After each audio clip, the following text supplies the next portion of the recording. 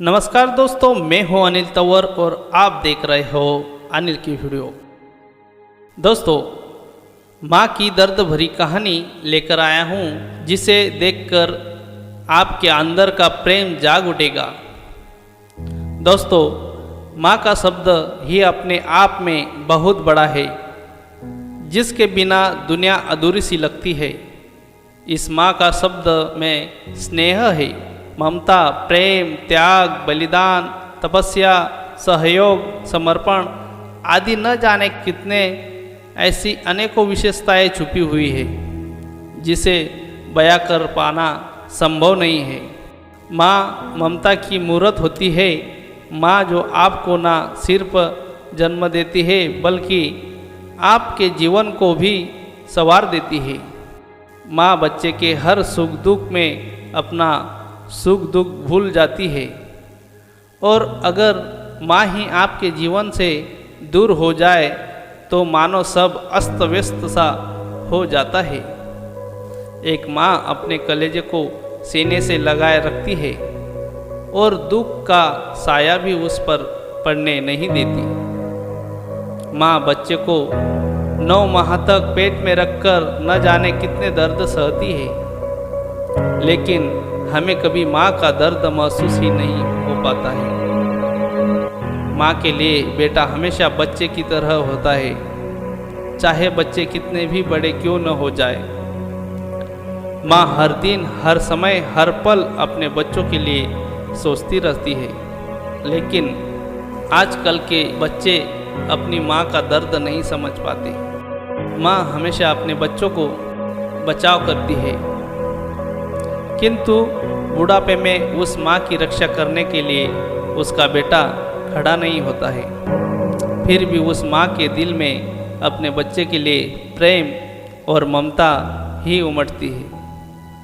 आज हम आपको ऐसी ही माँ के बारे में बताएंगे, जिसने आपने सपनों को अपने बच्चे के भविष्य में देखा है, अपनी ज़िंदगी दांव पर लगा करके अपने बच्चे को जन्म देती है। लेकिन दोस्तों, कहानियाँ तो आपने बहुत सुनी होगी। कभी मन में विचार कीजिएगा कि आखिर हमारे अंदर बदलाव क्यों नहीं आया।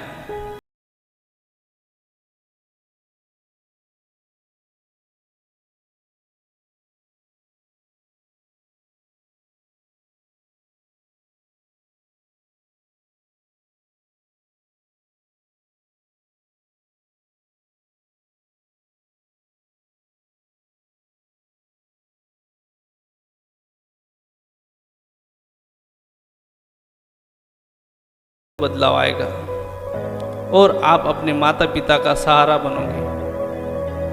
दोस्तों, कहानी इस प्रकार है कि एक समय करीब रात के 1 बजे बेटे को माँ का फ़ोन आता है। माँ बोली, बेटा हैप्पी बर्थडे, आज तुम्हारा जन्मदिवस है, तुमको ढेर सारी शुभकामनाएं। बेटा बोला, माँ ये कोई टाइम है फ़ोन करने का? रात की 1 बजी है, आज सुबह तक इंतज़ार नहीं कर सकती? मेरी नींद खराब कर दी। माँ ने सुनकर फ़ोन काट देती है। लेकिन कुछ देर बाद पिता का फ़ोन आता है। पिता की आवाज़ सुनकर बेटा कुछ नहीं बोलता, बस इतना कहता है, आपने भी बर्थडे विश करने के लिए फ़ोन किया है? पिताजी बोले, नहीं, मैंने बर्थडे विश करने के लिए फ़ोन नहीं किया, बल्कि मैंने तो तुमसे माफ़ी मांगने के लिए फ़ोन किया है। तुम्हारी माँ ना समझ है, कुछ नहीं समझ पाती। भला कोई इतनी रात को फ़ोन करता है? बेवकूफ़ है ना, उसे पता नहीं कि तुम गहरी नींद में होगे। लेकिन एक बात बताऊँ, तुम्हारी तो एक दिन ही नींद खराब हुई है, और मेरी तो साल में 365 दिन हर रात 1 बजे तुम्हारी माँ उठा करके नींद खराब करती है और कहती है, इसी समय हमारे बेटे का जन्म हुआ था, बर्थडे विश करती है। पिताजी फिर से कहते हैं, जानते हो, जब तुम्हारा जन्म हुआ था तो तुम्हारी माँ ने अपनी जान की परवाह न करते हुए तुम्हें इस दुनिया में लाने को कहा।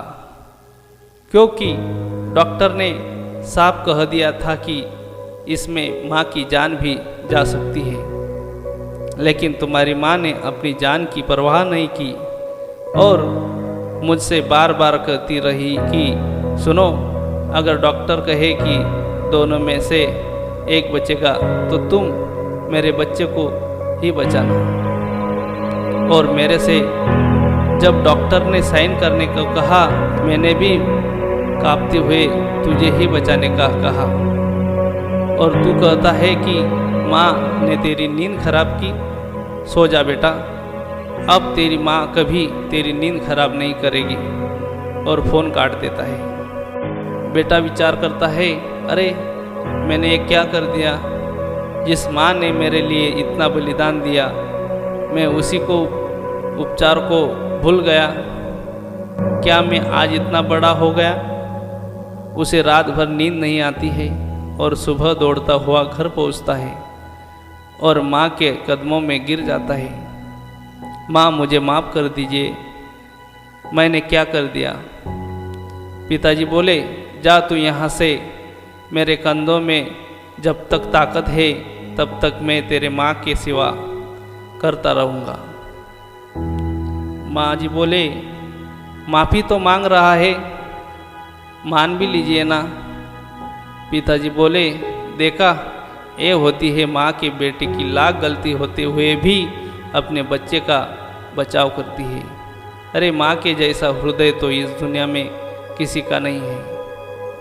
कितना दर्द और दुख सहती है, फिर भी अपने बच्चों को खातिर कभी थकती नहीं है। माँ तो बच्चों की रक्षा के लिए खुद की जान भी दांव पर लगा सकती है।